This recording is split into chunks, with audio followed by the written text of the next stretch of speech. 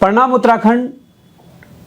हमें गर्व की अनुभूति हो रही है कि हमारे उत्तराखंड प्रदेश में 38वें नेशनल गेम्स जो है उसकी मेज़बानी हमारा प्रदेश करने जा रहा है। तो जिस भूमि से इस प्रकार के खिलाड़ी निकल रहे हो तो निश्चित तौर पर वहाँ के खिलाड़ियों को दरकिनार करके आप क्यों इस प्रकार के कदम उठा रहे हैं। जो खेल मंत्री है रेखा आर्या जी, उनसे भी कई बार मुलाकात की और इसके अलावा उत्तराखंड के कई कैबिनेट मंत्री और विधायकों से भी मुलाकात की। इसके अलावा इन्होंने खेल विभाग से संबंधित कई अधिकारियों से मुलाकात की, परंतु किसी ने इनकी सुनवाई नहीं की। पहले इस उत्तराखंड में ग्रुप सी की नौकरियां जो केवल जिस पर उत्तराखंड के लोगों का अधिकार था, उन्हें भारी लोगों को बेचने का काम किया। उसके बाद ऋषिकेश जैसी जगह पर आपने देखा बिहार से लाकर एक मेयर बना दिया। आज हमारे युवा जो खेलों में रुचि दिखा पा रहे हैं, जो खेलों में अच्छा कर पा रहे हैं, उनको दरकिनार करके आप हरियाणा और यूपी से लाकर उत्तराखंड की टीम से खिलाने की बात कर रहे हैं।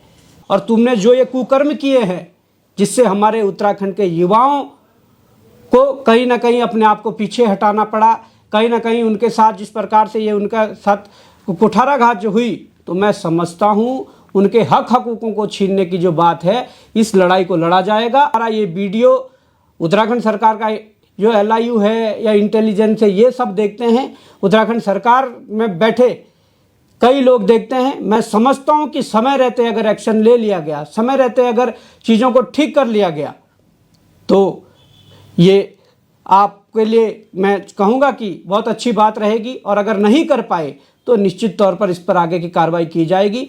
और इस लड़ाई को लड़ने के लिए मेरा प्रदेश का समस्त जनमानस आगे आएगा और इस लड़ाई को लड़ी जाएगी। जय हिंद। प्रणाम उत्तराखंड। हमें गर्व की अनुभूति हो रही है कि कल हमारे उत्तराखंड प्रदेश में 38वें नेशनल गेम्स जो है उसकी मेज़बानी हमारा प्रदेश करने जा रहा है। और उसके लिए, उसका शुभारंभ करने के लिए हमारे देश के जो सम्मानित प्रधानमंत्री है आदरणीय श्री नरेंद्र मोदी जी भी आ रहे हैं। बड़ा खुशी का पल है।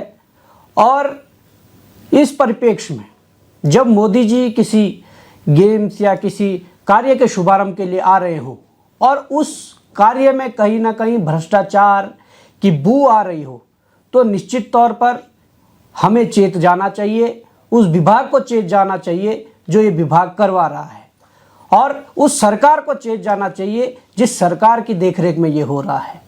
मैं बात कर रहा हूँ उत्तराखंड में होने जा रहे 38वें नेशनल जो गेम्स है उनकी। क्योंकि मेरे साथ जो बैठे हुए हैं ये एक युवा है, ये भी एक खिलाड़ी है जिन्होंने स्टेट खेला है, और ये हमारे साथ बैठे हुए हैं। तो ये कुछ चीज़ें लेकर आए थे। बीच में हम चुनाव में व्यस्त थे तो मुलाकात नहीं हो पाई, चीज़ों को नहीं समझ पाए। पर जब इन्होंने आज ये चीज़ें लाई तो निश्चित तौर पर हमारे अंदर जो उत्तराखंड के लिए पीड़ा है, हमारे अंदर जो अपने खिलाड़ियों के लिए पीड़ा है, वो ज़रूर हम अपने मुखार बिंदु से आप तक पहुंचाना चाहते हैं। क्या होता है कि यहाँ के जब नेशनल गेम से पहले जब तैयारियां शुरू होती है स्टेट की, तो वो 14 अक्टूबर 2024 को ट्रायल सूचना निकालते हैं कि कबड्डी के लिए कि आप आइए और कबड्डी के ट्रायल दीजिए। उसमें कुछ शर्तें रखी रहती है कि यहाँ का स्थायी निवास प्रमाण पत्र, तमाम प्रकार के कागजों की चीज़ें रखी होती है और 2 पासपोर्ट साइज फ़ोटो मांगे होते हैं। इसके बाद उत्तराखंड का तमाम वो युवा जो कबड्डी से प्रेम करता है, जो कबड्डी खेलता है, जो कबड्डी को मानता है, तमाम जूनियर वर्ग के ऐसे बालक कम से कम सैकड़ों की संख्या में ट्रायल देने आते हैं। और उसके बाद जब ट्रायल होते हैं तो पूरे ट्रायल में 30 लोगों को सिलेक्ट किया जाता है कि ये 30 लोग कैंप में जाएंगे और 2 माह की ट्रेनिंग भी लेंगे।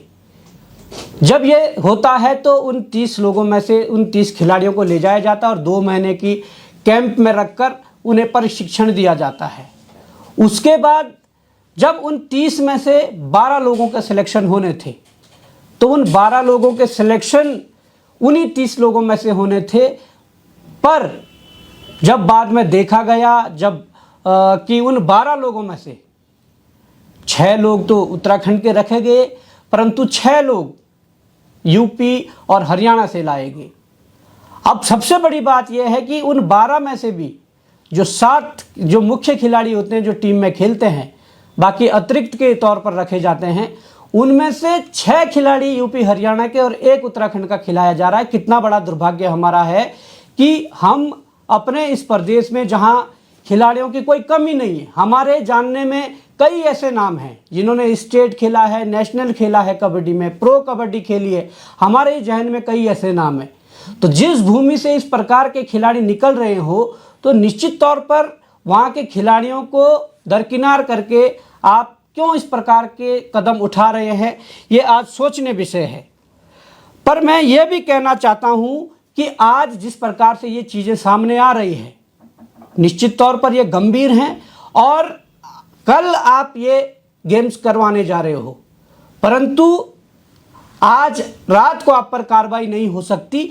निश्चित तौर पर ये जो कागजात जो आप लोगों ने वहाँ पर लगाए होंगे, जो ट्रायल हुआ होगा, वो सारा रिकॉर्ड्स ट्रायल के बाद बिना ट्रायल के जो आपने युवा उसमें रखे हैं, वो सारा रिकॉर्ड, तमाम प्रकार की और चीज़ें जो आपने वहाँ पर वित्तीय नियमितताएं कही हैं, ये सारे रिकॉर्ड कल के दिन कागजी कार्रवाई के रूप में, तथ्यों के रूप में हमारे हाथ में होंगे। अगर इस प्रकार की चीज़ें हैं तो बेहद दुर्भाग्यपूर्ण है।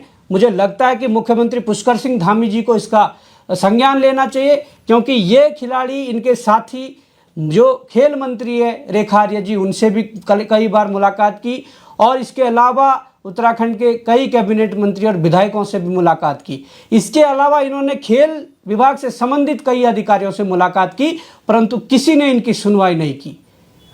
ये बेहद जरूरी अब हो जाता है कि पहले इस उत्तराखंड में ग्रुप सी की नौकरियां, जो केवल जिस पर उत्तराखंड के लोगों का अधिकार था, उन्हें भारी लोगों को बेचने का काम किया। उसके बाद ऋषिकेश जैसी जगह पर आपने देखा बिहार से लाकर एक मेयर बना दिया। आज हमारे युवा जो खेलों में रुचि दिखा पा रहे हैं, जो खेलों में अच्छा कर पा रहे हैं, उनको दरकिनार करके आप हरियाणा और यूपी से लाकर उत्तराखंड की टीम से खिलाने की बात कर रहे हैं। ये राज्य के लिए चिंताजनक है। और हमारे साथ हमारे आकाश तोमर जी हैं, मैं कहूँगा कि 2 शब्द आप भी कहिए कि किस प्रकार से सारी घटना हुई, किस प्रकार से सारी चीज़ें हुई और उसके अलावा और क्या क्या हुआ। मैं कहूँगा कि आप भी जनता के सामने देखिए, इसमें पहले ट्रायल होता है देहरादून के, मतलब उत्तराखंड का ट्रायल होना था, तो उत्तराखंड के बहुत सारे खिलाड़ी यहाँ पहुंचे ट्रायल देने। तो उसमें से 30 बच्चों को कॉल जाती है, किसी को पर्सनली नाम नहीं बताया जाता, कॉल जाती है, डायरेक्ट मोबाइल नंबर लिए जाते हैं। तो उसके बाद 30 बच्चों को इन्होंने कैंप में लिया और वहाँ पे 2 महीने का कैंप लगाया। फिर नेशनल से 2 दिन पहले सभी खिलाड़ियों को घर भेज दिया जाता है।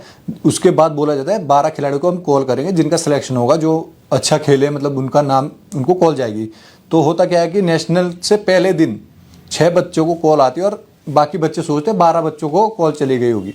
लेकिन जब हम टीम देखते हैं तो उसमें 6 बच्चे यूपी हरियाणा के खेल रहे होते हैं, जिनका ना कोई ट्रायल लिया गया, ना उनका कोई यहाँ का कुछ लेना देना नहीं उत्तराखंड से, उनको खिलाया गया।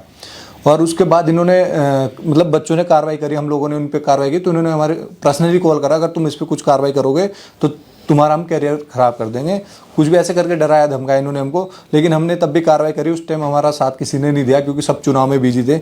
हमने कहीं जगह हम गए, लेकिन हमें कहीं से कुछ वो नहीं मिला इनका। अब इनका कहना है कि तुम कितनी भी कार्रवाई कर लो, हमारा कुछ नहीं कर सकता कोई। अब देखते हैं आगे क्या होता है इसमें। आप निश्चिंत रहिए, हम लोगों को उस समय नहीं मिल पाया और आप लोगों को ये कह रहे हैं कि कुछ नहीं होता है। तो मैं इनसे ये बता देना चाहता हूँ कि समय कितना भी बीत जाए, कागज़ में जो लिख दी गई चीज़ें होती है, कागज़ कभी नहीं मिटते हैं, वो साक्ष्य, वो तथ्य रहेंगे। और तुमने जो ये कुकर्म किए हैं, जिससे हमारे उत्तराखंड के युवाओं को कहीं ना कहीं अपने आप को पीछे हटाना पड़ा, कहीं ना कहीं उनके साथ जिस प्रकार से ये उनका साथ कुठाराघात जो हुई, तो मैं समझता हूँ उनके हकूक़ों को छीनने की जो बात है, इस लड़ाई को लड़ा जाएगा।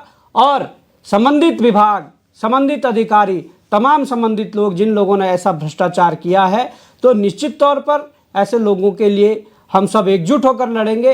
परंतु मैं ये कहना चाहता हूँ, हमारा ये वीडियो उत्तराखंड सरकार का जो LIU है या इंटेलिजेंस है, ये सब देखते हैं, उत्तराखंड सरकार में बैठे कई लोग देखते हैं। मैं समझता हूँ कि समय रहते अगर एक्शन ले लिया गया, समय रहते अगर चीज़ों को ठीक कर लिया गया, तो ये आपके लिए मैं कहूँगा कि बहुत अच्छी बात रहेगी। और अगर नहीं कर पाए तो निश्चित तौर पर इस पर आगे की कार्रवाई की जाएगी। और इस लड़ाई को लड़ने के लिए मेरा प्रदेश का समस्त जनमानस आगे आएगा और इस लड़ाई को लड़ी जाएगी। जय हिंद, जय भारत, जय उत्तराखंड।